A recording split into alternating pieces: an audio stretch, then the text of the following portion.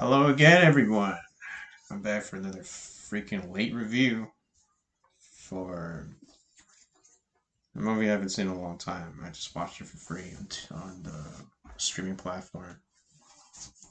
Yeah, really, that's basically what I watch my movies nowadays. I don't really own a lot of physical CDs and stuff like that. I mean, physical DVDs and Blu-rays nowadays. I just don't do that now. I mean, I still have some physical copies of movies physically, but it's all in binder now. I mean, I don't have any of the cases. I mean, I don't know. I'm thinking about still buying worthy films on physical. I have a I have digital collection all over my Tubi account. Anyways, I'm here to do a another fun review of this movie called Lemony Snicket, Series of Unfortunate Events. It's based on a novel from 1999, as you heard before. You know, it's basically another really fun book adaptation, as you can say. It's it's all it's freaking it's kind of caught my interest at first, simple because it's basically it takes place in, like down a century, like centuries before. I think the 17th century. I'm not really sure what century it took place.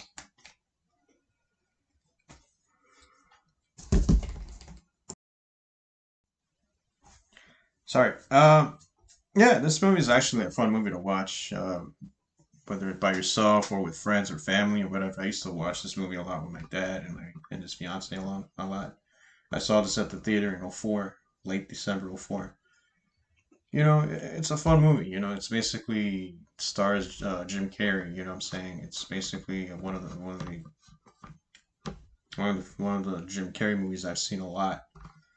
This movie was basically after Bruce Almighty, and yeah, Bruce Almighty is a funny movie. Um, this movie's funny as hell. Like I enjoyed Jim in this movie. He's like really, really hilarious. Hilarious villain that you could just laugh your socks off and just be like, you know, I used to like mocking this guy. When I was a little kid, I used to love mocking him in public and stuff like that. And people look at me weird, stupid, or whatever. But I was just a kid back then.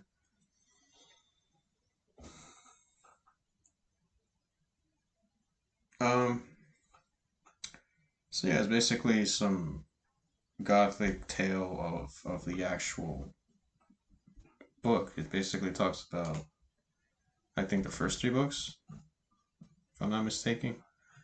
It's basically, this type of where it explains in detail about these about Count Olive, stalking the Baudelaire children, I think, and basically explains all of the disguises he was doing, and basically wanted to take them for some kind of money that he wants from them. You know, it's very cool looking.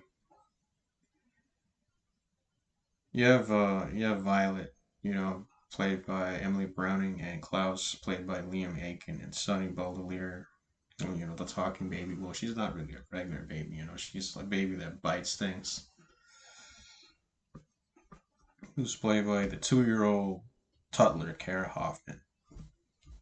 God, I wonder how she old is now. I'm guessing she's not a 2-year-old anymore. Um, there are three clever, reasonable, attractive orphans, and what I mean attractive, I mean interesting. Don't get the wrong idea. Shit.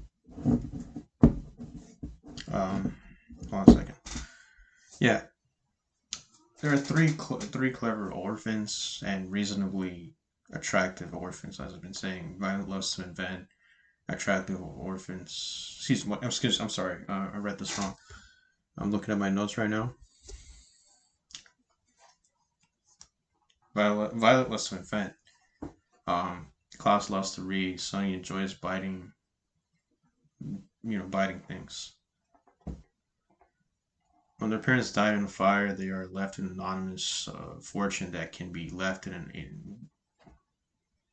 that can be used until Violet comes of age. They are like sent to live with a greedy, distant relative, Count Olaf, played by Jim Carrey.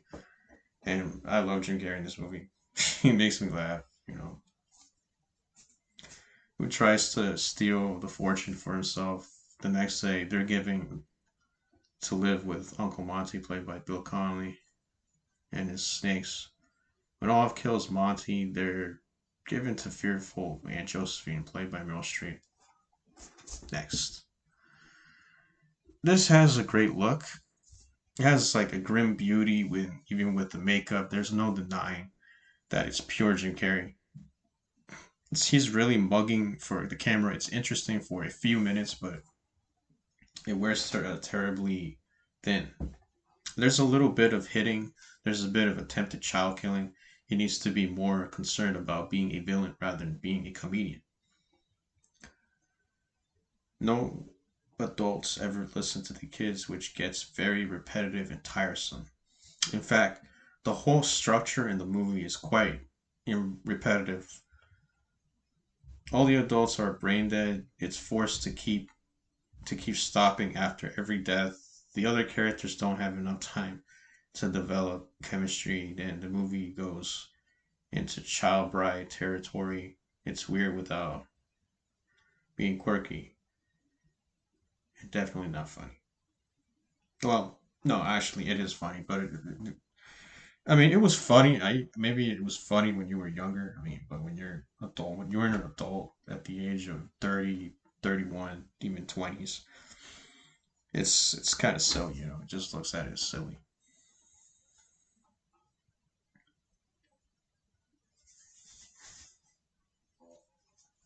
Um, Especially when he says, "All that I ask that you do each and every little thing that pops into my head," which is basically what he expects them to do.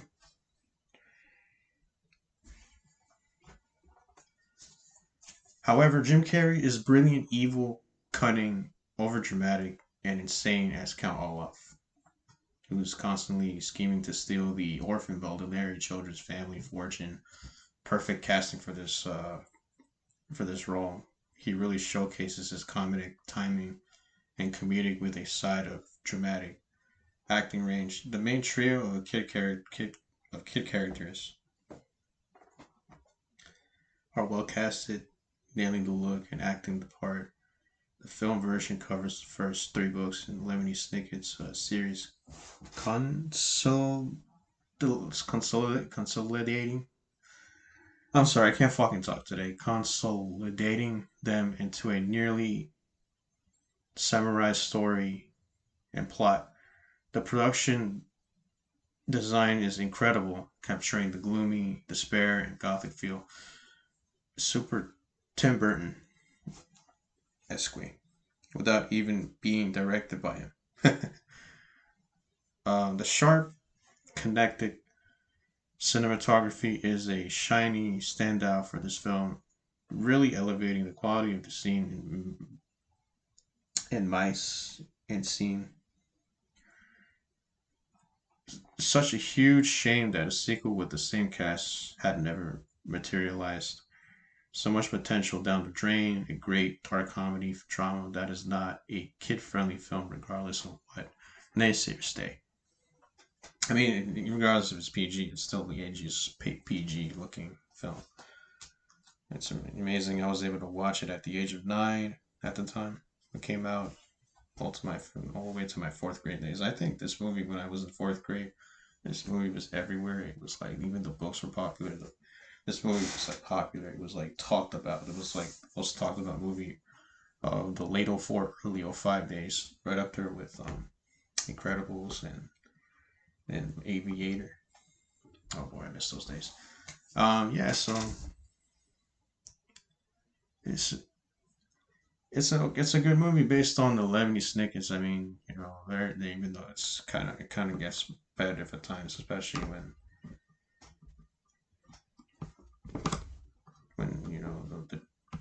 the stupid humor of Jim Carrey's character. Even though it still makes me laugh to this day. He's just he's just silly. He just makes me laugh every time he opens his stupid mouth. He always gotta say something stupid, and I'm like, oh my gosh, man, can you just shut up already and just do what you have to do.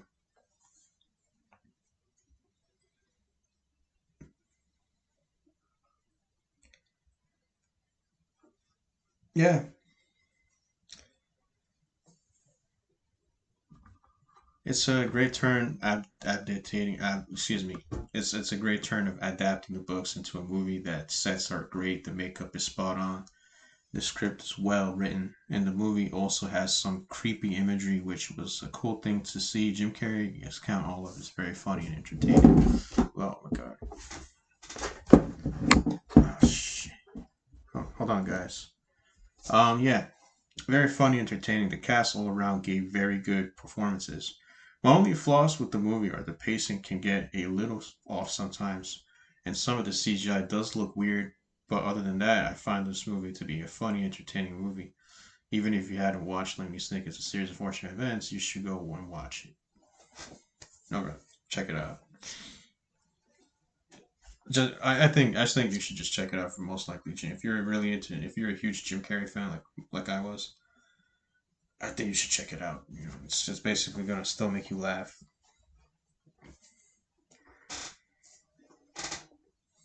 You know, the only thing that makes me cringe about this movie is basically the so-called legal marriage. I mean, how is that even possible? That's kind of that's basically some grown man wanting to marry some underage girl. It's so it's. I mean, you know exactly what that means, right? I mean, I don't need to explain to you guys since you guys talk about it all the time. Well, anyway, uh, I'll catch you guys next time. Psych, I'm just kidding. um, yeah. So basically, this film is it feels like a Tim Burton movie without Tim Burton in it. I mean, if someone had blinded me and took me to a preview of his movie and told me it was like a Tim Burton movie, I would have believed it. Still, in the end, I would have left the theater. I would have never had been convinced.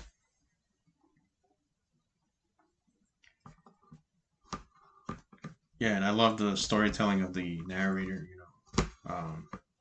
Who's played by Drew Law. He did a good job doing the narration. It fits perfectly.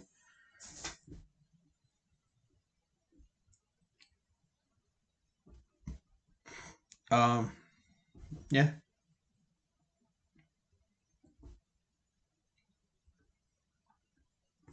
I like to add that Jim Carrey really fitted this role. It's kind of all off perfectly. Well, I may not, I mean, excuse me. He provided the much needed humor to keep the story moving. The watcher intrigued. And I think my favorite part of this movie is when he messed up. He messed up by forgetting what line he is, what line he was supposed to say after Klaus, saying, "Oh, our parents just died," and he's like, "Let me do that one more time because I forgot my line," but he still stays in character. It's just really weird, but they kept that in the movie for some reason.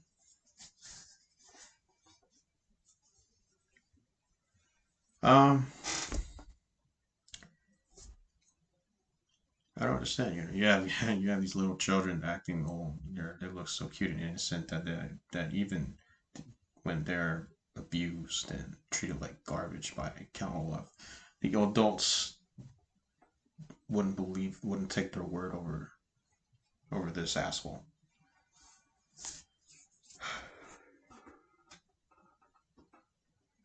So I don't know.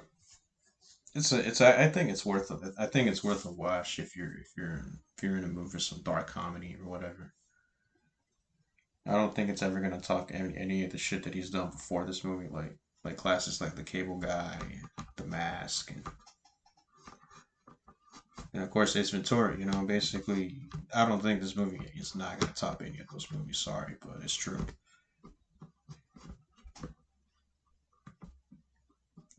I don't think any of his newer films will top that. Not even the Sonic franchise, which I've never seen. So yeah.